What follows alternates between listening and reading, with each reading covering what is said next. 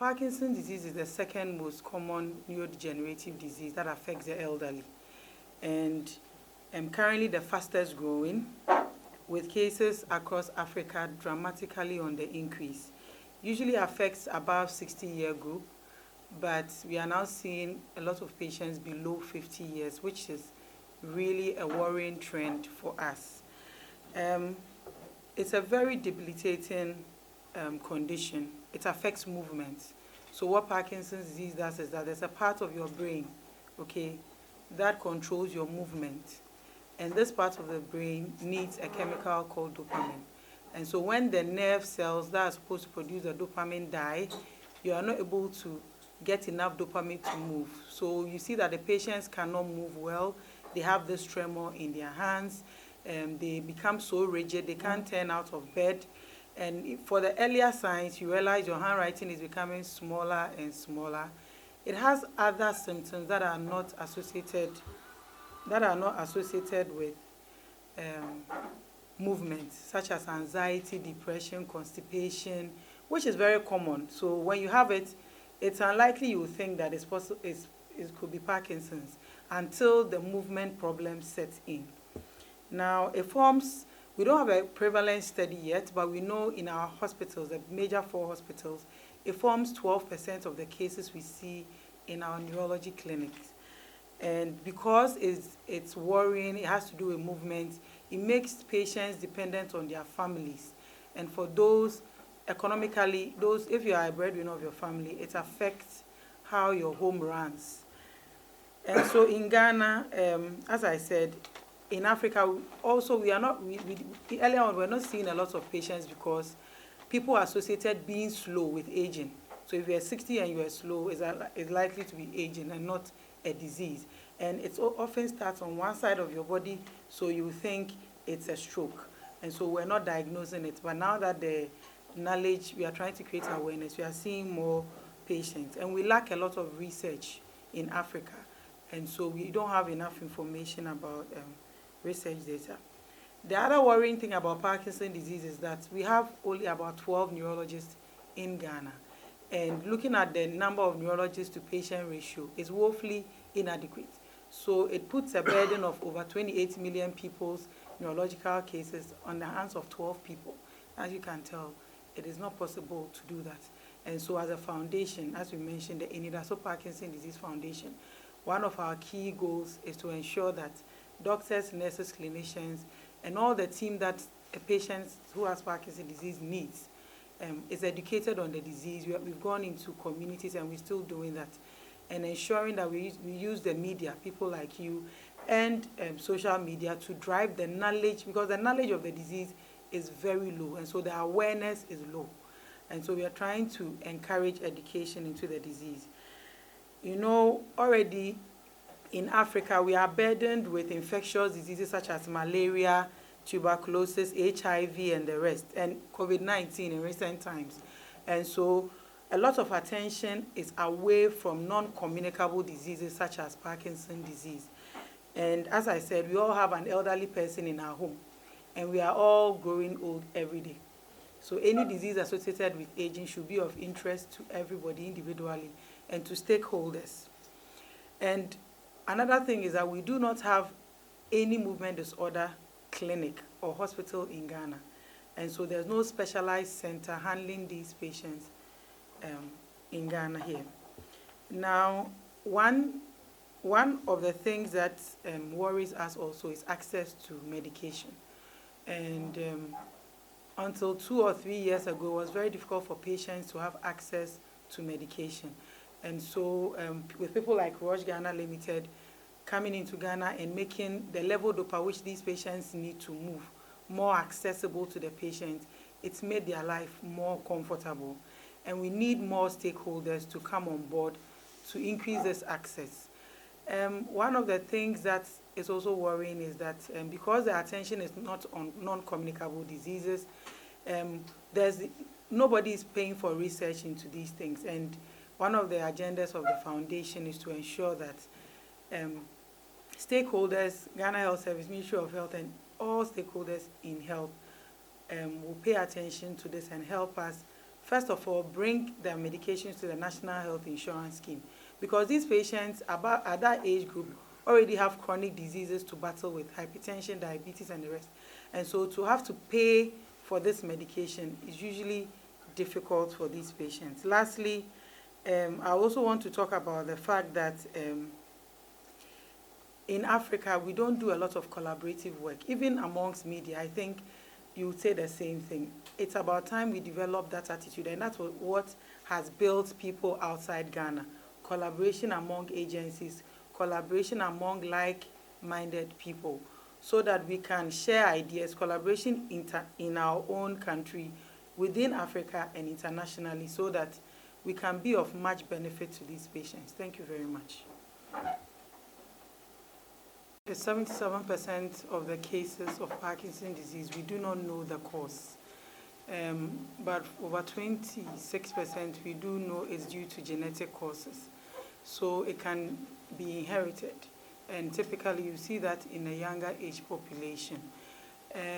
We do have Parkinson's or Parkinsonism. So when we say Parkinsonism, the difference is that when you say somebody has Parkinsonism, it's like Parkinson's, but not exactly Parkinson's. So as I mentioned, the area in the brain affected is the basal ganglia. So if you have a stroke in the basal ganglia, you have problems with movement. But that is not Parkinson's disease, because the drugs will not work. So you treat the stroke and the patient may get better. The treatments are different. If you have tumor in that part, you still have problems with your movement because it controls movement. But so Parkinson's disease, basically, it's when the cells are not producing enough dopamine. So in the younger, in children, you can have syndromes. When you say syndromes, groups of diseases occurring in which Parkinsonism may be part, of which the same drug levodopa is used to treat them. Currently, our patient numbers, the studies we've done so far, we have patients ranging from 27 to 85. When we talk about risk factors, so causes are what you can say directly causes the disease. So risk factors are what puts you at risk, as she asked.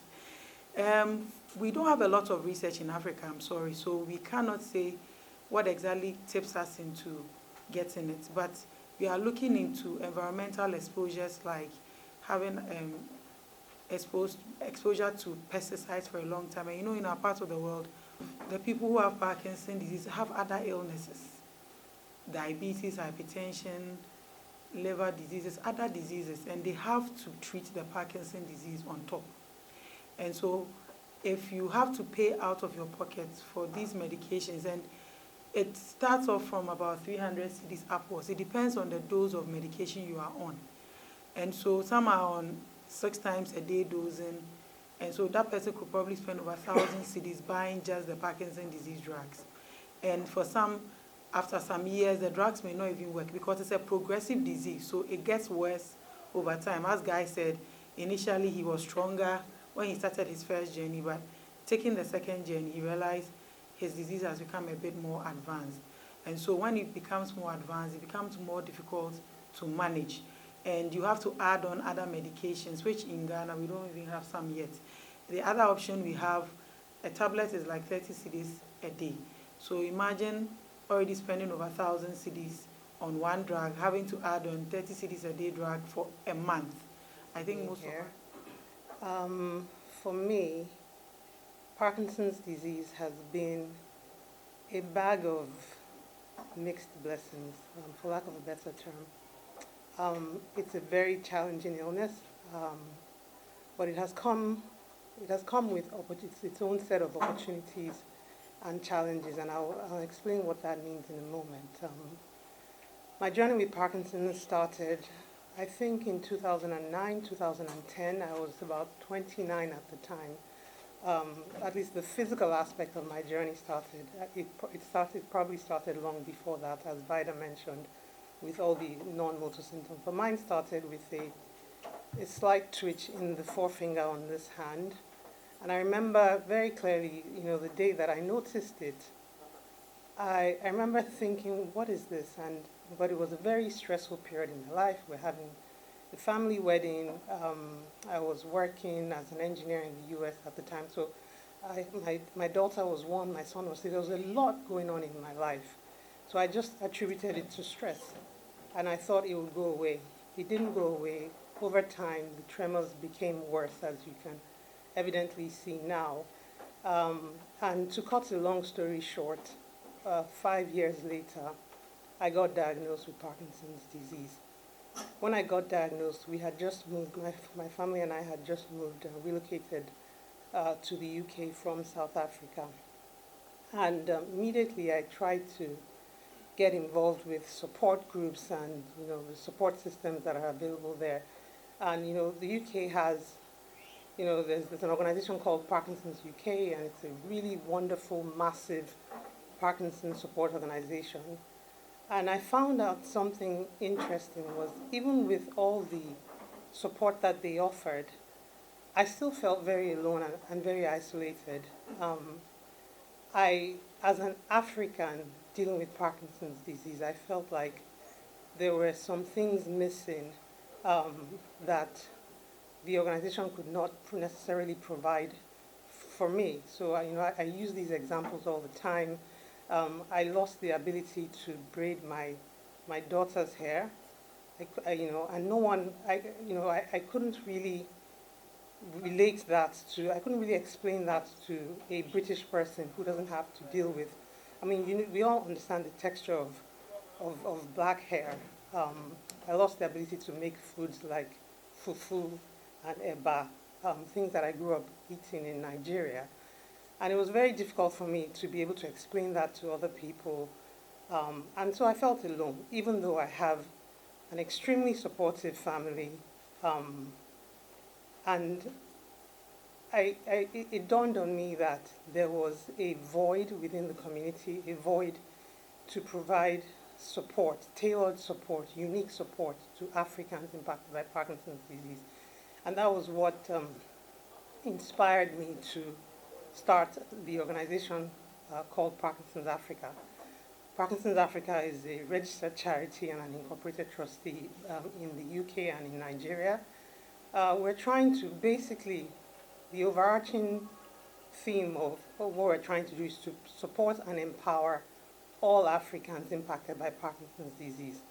Here I was, living in the UK, having access to healthcare, to support systems, to everything that I needed to be able to manage this disease. And even with all of that, I still found myself struggling greatly. And then I grew up in Nigeria. I spent 20 years there before moving to the US to further my education. So I understand the healthcare system in Nigeria, in Africa in general.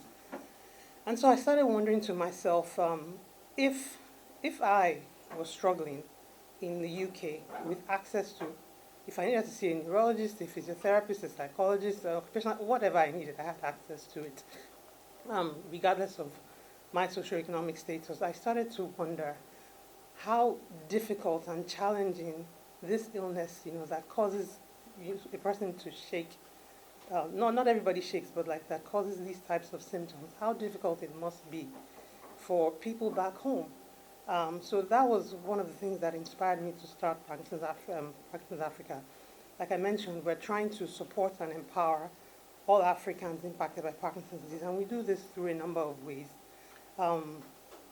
We work with organizations like the NEDOSO Parkinson's Disease Foundation to improve the awareness and education of Parkinson's disease. We support, we support the local organizations to fund awareness campaigns. We produce educational brochures and booklets, and we provide different types of support services to Africans. And I think of all the things that we do, we're a small organization, but all the things that we do, one of the things, I think the highlight of what we've been able to achieve is being able to support people who cannot afford medication.